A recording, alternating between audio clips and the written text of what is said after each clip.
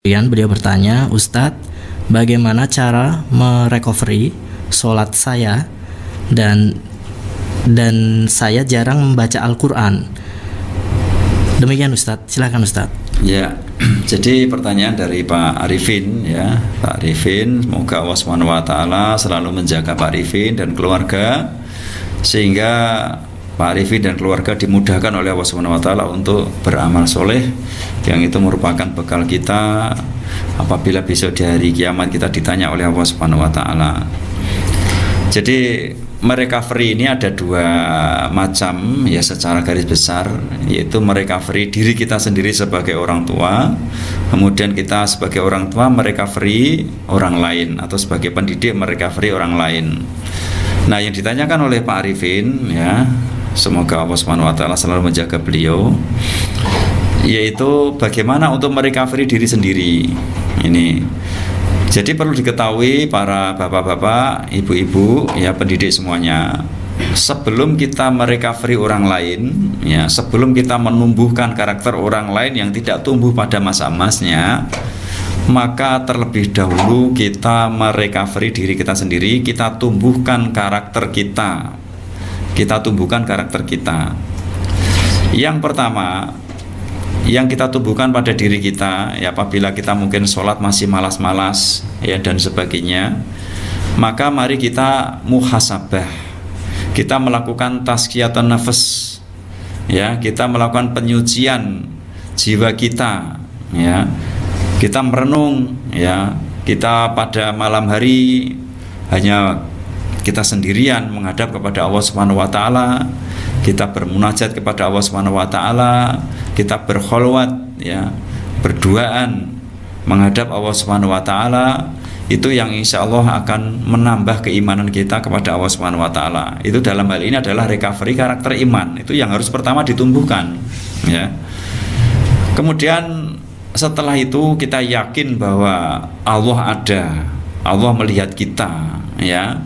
Sebagaimana di dalam hadis Nabi SAW ya, tentang ihsan ya, anta budallaha ka'annaka tarahu fa ilam takun tarahu fa innahu yarok. Jadi malaikat Jibril bertanya kepada Nabi SAW, kabarkan kepadaku tentang ihsan, fa'abirni anil ihsan. Maka Nabi SAW bersabda ya, engkau beribadah kepada Allah seolah-olah engkau melihat Allah, dan apabila engkau tidak mampu melihatnya, maka sesungguhnya Allah itu melihatmu. Ini adalah ihsan, dan ini bisa kita lakukan apabila kita merecovery karakter iman kita. Kemudian apabila kita merasa bahwa kita sudah merasa diawasi oleh Allah Subhanahu wa taala, yaitu muraqabah ya, kita kemana-mana merasa diawasi oleh Allah Subhanahu wa taala, merasa bahwa Allah melihat ya, maka insya Allah taala maka benih-benih keimanan pada diri kita mulai tumbuh. Kemudian setelah kita betul-betul agak mungkin ya, mantap dengan adanya sikap tersebut kepada Allah, merasa diawasi, maka selanjutnya kita merecovery yaitu karakter belajar kita ya. Maka kita bisa memaksakan diri kita ya.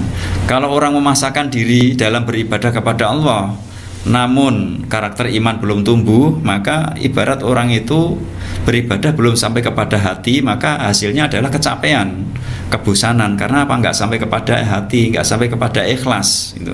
Padahal keikhlasan itu adalah kaitannya dengan keimanan, dan itu ditumbuhkan pertama kali sebelum karakter lain ditumbuhkan. Maka dalam recovery juga urutannya seperti itu, karakter iman dulu, setelah karakter iman tumbuh, kemudian karakter belajar, setelah itu baru karakter kinerja atau bakat ini.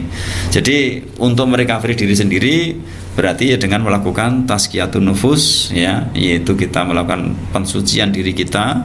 Antara lain apa? Kita mungkin bisa memaksakan diri kita ya untuk beribadah kepada Allah Subhanahu wa taala. Karena sebagai contoh seperti ini, saya pernah mendengar dari seorang ustadz ya, yaitu Ustadz Abdul Taslim hafidhahu taala, pada saat beliau mengisi kajian ya, bahwa sesungguhnya hati kita itu bisa jadi sakit. Nah, ini antara lain indikator bahwa karakter iman kita nggak tumbuh itu. Bahwa sholat malam itu adalah lezat, ya sholat malam itu adalah apa namanya, nikmat. Itu adalah sudah mafhum ya, diketahui dalam dalil-dalil apapun bahwa itu adalah kenikmatan. Namun dalam kenyataan, dalam kita melakukan sholat malam tersebut, ya, ternyata ada rasa berat, ya, maka itu pertanda bahwa hati kita belum sehat, ya, karakter iman kita belum tumbuh. Nah, maka beliau hafidhahullah Ustaz Taslim itu mencontohkan sebagai seseorang yang memiliki makanan favorit, ya. Sebagai contoh, misal seorang memiliki makanan favorit, sebagai contoh adalah bakso misal.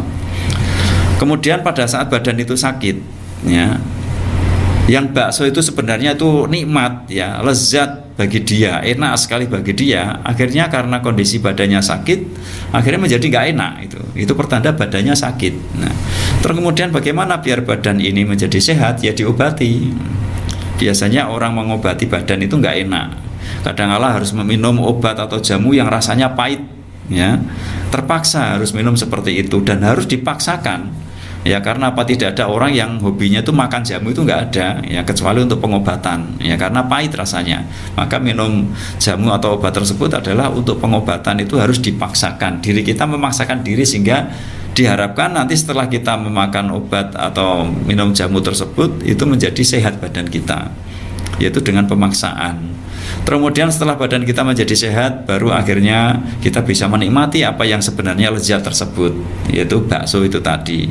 Demikian juga pada saat kita tidak bisa menikmati lezatnya sholat malam, ya, ya, apabila kita sudah merasa tumbuh, ya, kita menumbuhkan kecintaan kita kepada Allah sudah tumbuh, maka kita paksakan diri kita. Namun apabila keimanan belum tumbuh, kalau dipaksakan malah bisa menjadi tambah bosan. Itu urutannya seperti itu, ya.